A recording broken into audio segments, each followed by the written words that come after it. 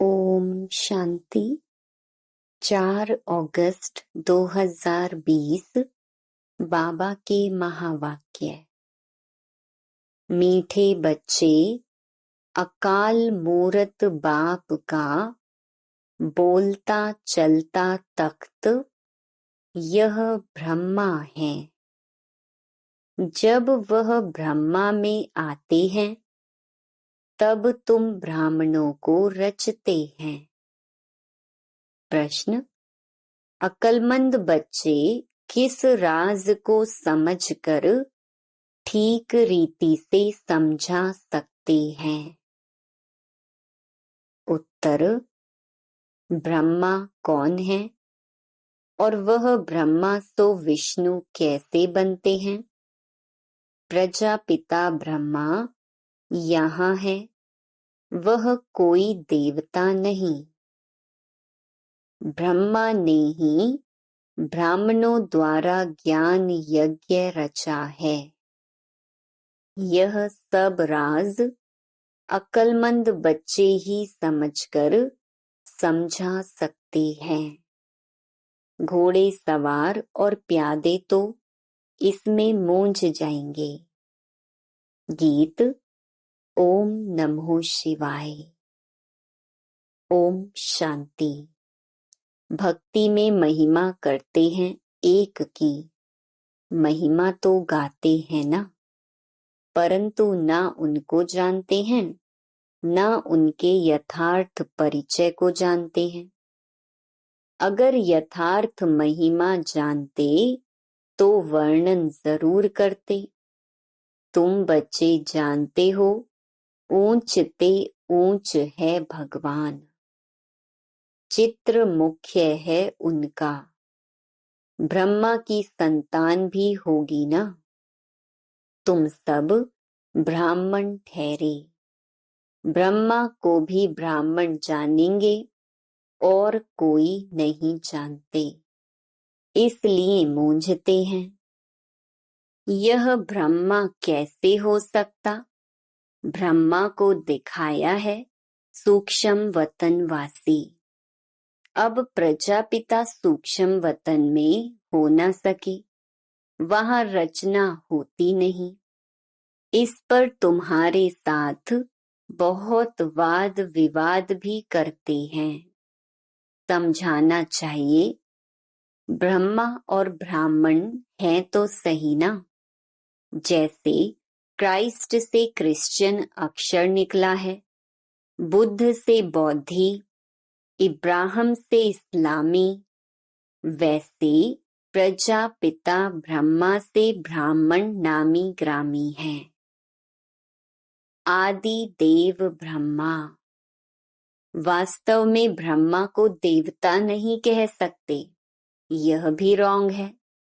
ब्राह्मण जो अपने को कहलाते हैं उनसे पूछना चाहिए, ब्रह्मा कहाँ से आया? यह किसकी रचना है? ब्रह्मा को किसने क्रिएट किया? कभी कोई बता ना सके, जानते ही नहीं। यह भी तुम बच्चे जानते हो। शिव बाबा का जो रथ है जिसमें प्रवेश करते हैं, यह है ही वह जो आत्मा कृष्ण प्रिंस बना था। 84 जन्मों के बाद यह ब्रह्मा आकर बने हैं। जन्म पत्री का नाम तो इनका अपना अलग होगा ना, क्योंकि है तो मनुष्य ना। फिर इनमें प्रवेश करने से इनका नाम ब्रह्मा रख देते हैं। यह भी बच्चे जानते हैं, वही ब्रह्मा विष्णु का रूप है। नारायण बनते हैं ना। 84 जन्मों के अंत में भी साधारण रथ है ना। यह शरीर सब आत्माओं के रथ हैं। अकाल मूरत का बोलता चलता तख्त है। सिख लोगों ने फिर वह तख्त बना दिया है, उसको अकाल तख्त कहते हैं। यह तो अकाल तख्त सब हैं, आत्माएं सब अकाल मूरत हैं। ऊंच ते ऊंच भगवान को यह रथ तो चाहिए ना। रथ में प्रवेश हो बैठ नॉलेज देते हैं, उनको ही नॉलेजफुल कहा जाता है। रचता और रचना के आदि मध्य अंत की नॉलेज देते हैं। नॉलेजफुल का अर्थ कोई अंतर्यामी व जानी जाननहार नहीं है। सर्वव्यापी का अर्थ दूसरा है, जानी जाननहार का अर्थ दूसरा है। मनुष्य तो सबको मिलाकर जो आता है सो कहते जाते हैं।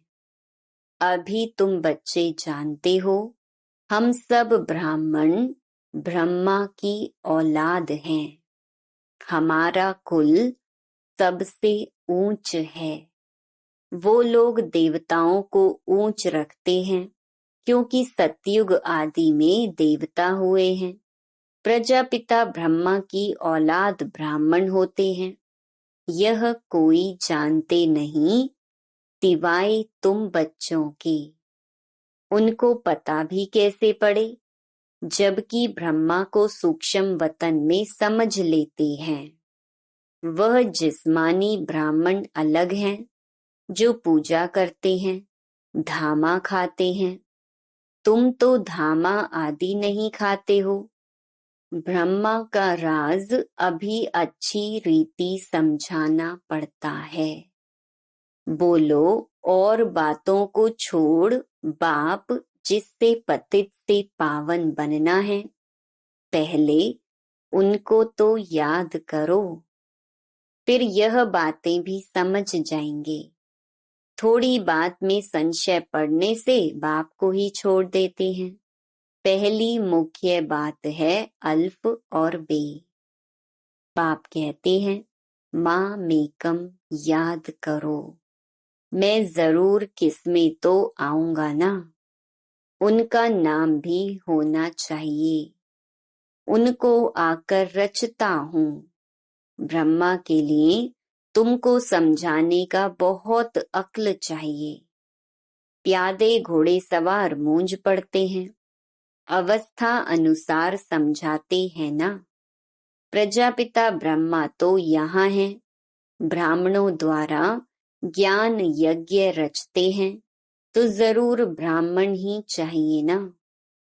प्रजापिता ब्रह्मा भी यहाँ चाहिए जिससे ब्राह्मण हो। ब्राह्मण लोग कहते भी हैं हम ब्रह्मा की संतान हैं। समझते हैं परंपरा से हमारा कुल चला आता है, परंतु ब्रह्मा कब था वह पता नहीं है। अभी तुम ब्राह्मण हो।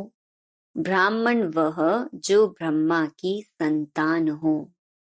वह तो बाप के ऑक्यूपेशन को जानते ही नहीं। भारत में पहले ब्राह्मण ही होते हैं। ब्राह्मणों का है ऊंच ते ऊंच कुल।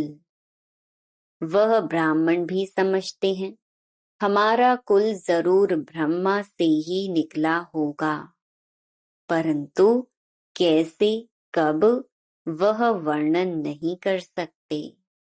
तुम समझते हो प्रजापिता ब्रह्मा ही ब्राह्मणों को रचते हैं। जिन ब्राह्मणों को ही फिर देवता बनना है। ब्राह्मणों को आकर बाप पढ़ाते हैं। ब्राह्मणों की भी डिनेस्टी नहीं है। ब्राह्मणों का कुल है। डिनेस्टी तब कहा जाए जब राजा रानी बने। जैसे सूर्यवंशी डिनेस्टी। तुम ब्राह्मणों में राजा तो बनते नहीं। वह जो कहते हैं कौरवों और पांडवों का राज्य था, दोनों रॉन्ग हैं। राजाई तो दोनों को नहीं है।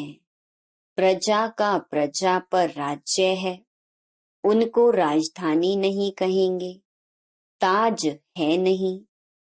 बाबा ने समझाया था, पहले डबल सिरताज भारत में थे, फिर सिंगल ताज, इस समय तो नो ताज। यह भी अच्छी रीति सिद्ध कर बताना है। जो बिल्कुल अच्छी धारणा वाला होगा वह अच्छी रीति समझा सकेंगे। ब्रह्मा पर ही जास्ती बात समझाने की होती है, विष्णु को भी नहीं जानते, यह भी समझाना होता है। वैकुंठ को विष्णुपुरी कहा जाता है, अर्थात लक्ष्मी नारायण का राज्य था। कृष्ण प्रिंस होगा तो कहेंगे ना, हमारा बाबा राजा है। ऐसे नहीं कि कृष्ण का बाप राजा नहीं हो सकता। कृष्ण प्रिंस कहलाया जाता है तो जरूर राजा के पास जन्म हुआ है। साहूकार पास जन्म ले तो प्रिंस थोड़े ही कहलाएंगे। राजा के पद और साहूकार के पद में रात दिन का फर्क हो जाता है। कृष्ण के बाप राजा का नाम ही नहीं है। कृष्ण का कितना नाम बाला है। बाप का ऊंच पद नहीं कहेंगे, वह सेकंड क्लास का पद है जो सिर्फ निमित्त बनते हैं कृष्ण को जन्म देने। ऐसे नहीं कि कृष्ण की आत्मा से वह ऊंच पढ़ा हुआ है, नहीं, कृष्ण ही तो फिर नारायण बनते हैं। बाकी बाप का नाम ही गुम हो जाता है जरूर ब्राह्मण, परंतु पढ़ाई में कृष्ण से कम है। कृष्ण की आत्मा की पढ़ाई अपने बाप से ऊंच थी, तब तो इतना नाम होता है। कृष्ण का बाप कौन था, यह जैसे किसको पता नहीं, आगे चल मालूम पड़ेगा। बनना तो यहाँ से ही है। राधे के भी माँ बाप तो होंगे ना, परंतु उनसे राधे का नाम जास्ती है, क्योंकि माँ बाप कम पढ़े हुए हैं। राधे का नाम उनसे ऊंच हो जाता है। यह है डिटेल की बातें, बच्चों को समझाने के लिए। सारा मदार पढ़ाई पर है। ब्रह्मा पर भी समझाने का अक्ल चाहिए। वही कृष्ण जो है, उनकी आत्मा ही 84 जन्म भोगती है।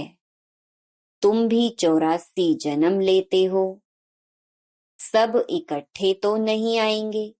जो पढ़ाई में पहले पहले होते हैं वहां भी वह पहले आएंगे। नंबरवार तो आते हैं ना। यह बड़ी महीन बातें हैं। कम बुद्धि वाले तो धारणा कर ना सके, नंबरवार जाते हैं। तुम ट्रांसफर होते हो नंबरवार। कितनी बड़ी क्यू है जो पिछाड़ी में जाएगी। नंबरवार अपने अपने स्थान पर जाकर निवास करेंगे। सबका स्थान बना हुआ है। यह बड़ा वंडरफुल खेल है, परंतु कोई समझते नहीं है। इनको कहा जाता है कांटों का जंगल। यहाँ सब एक दो को दुख देते रहते हैं। वहां तो नेचुरल सुख है, यहाँ है आर्टिफिशियल सुख। रियल सुख एक बाप ही देने वाला है। यहाँ है कागविष्टा के समान सुख। दिन प्रतिदिन तमो प्रधान बनते जाते हैं। कितना दुख है। कहते हैं बाबा, माया के तूफान बहुत आते हैं, माया उलझा देती है, दुख की फीलिंग बहुत आती है। सुख दाता बाप के बच्चे बनकर भी अगर दुख की फीलिंग आती है तो बाप कहते, बच्चे यह तुम्हारा बड़ा कर्म भोग है। जब बाप मिला तो दुख की फीलिंग नहीं आनी चाहिए। जो पुराने कर्म भोग हैं उसे योग बल से चुकतू करो। अगर योग बल नहीं होगा तो मोचरा खाकर चुकतू करना पड़ेगा। मोचरा और मानी तो अच्छा नहीं, सजा खाकर पद पाना अच्छा नहीं। पुरुषार्थ करना चाहिए, नहीं तो फिर ट्राइब्यूनल बैठती है। प्रजा तो ढेर है, यह तो ड्रामा अनुसार सब गर्भ जेल में बहुत सजाएं खाती हैं। आत्माएं भटकती भी बहुत हैं। कोई कोई आत्मा बहुत नुकसान करती है। जब कोई में अशुद्ध आत्मा का प्रवेश होता है तो कितना हैरान होते हैं। नई दुनिया में यह बातें होती नहीं। अभी तुम पुरुषार्थ करते हो हम नई दुनिया में जाएं। वहां जाकर नए नए महल बनाने पड़ेंगे। राजाओं के पास जन्म लेते हो जैसे कृष्ण जन्म लेते हैं।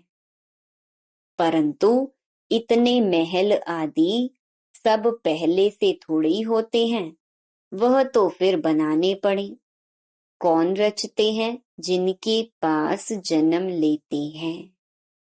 गाया हुआ भी है, राजाओं के पास जन्म होता है। क्या होता है सो तो आगे चल देखना है।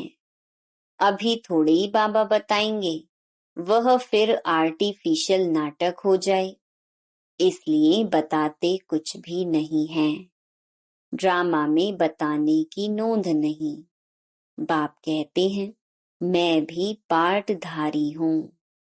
आगे की बातें पहले से ही जानता होता तो बहुत कुछ बतलाता। बाबा अंतर्यामी होता तो पहले से बताता। बाप कहते हैं नहीं, ड्रामा में जो होता है उनको साक्षी हो देखते चलो और साथ साथ याद की यात्रा में मस्त रहो। इसमें ही फेल होते हैं। ज्ञान कभी कम जास्ती नहीं होता। याद की यात्रा ही कभी कम कभी जास्ती होती है। ज्ञान तो जो मिला है सो है ही। याद की यात्रा में कभी उमंग रहता है, कभी ढीला, नीचे ऊपर यात्रा होती है। ज्ञान में तुम सीढ़ी नहीं चढ़ते। ज्ञान को यात्रा नहीं कहा जाता, यात्रा है याद की। बाप कहते हैं याद में रहने से तुम सेफ्टी में रहेंगे। देह अभिमान में आने से तुम बहुत धोखा खाते हो, विकर्म कर देते हो। काम महाशत्रु है, उनमें फेल हो पड़ते हैं। क्रोध आदि की बाबा इतनी बात नहीं करते।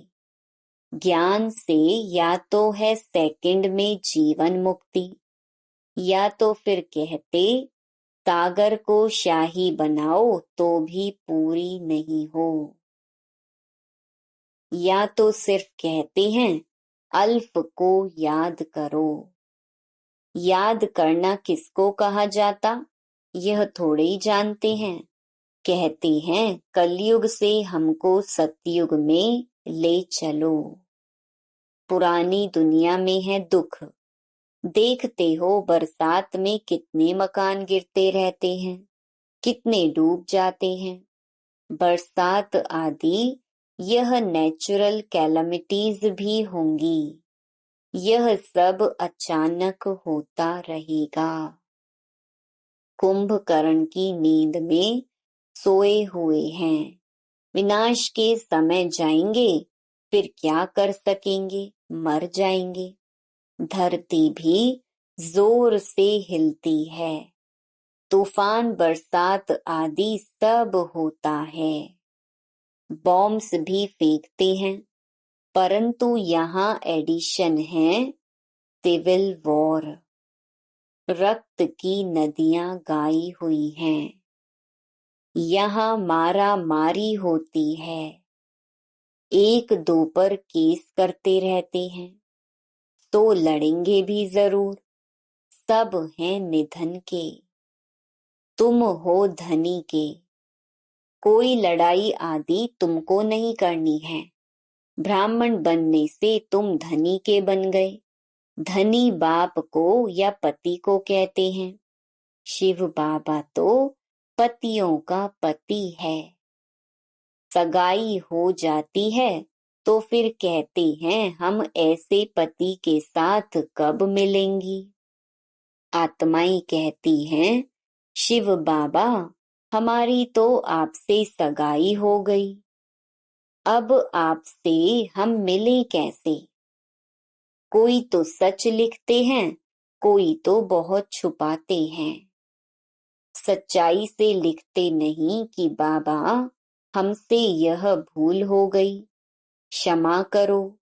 अगर कोई विकार में गिरा तो बुद्धि में धारणा हो नहीं सकती। बाबा कहते हैं तुम ऐसी कड़ी भूल करेंगे तो चकनाचूर हो जाएंगे।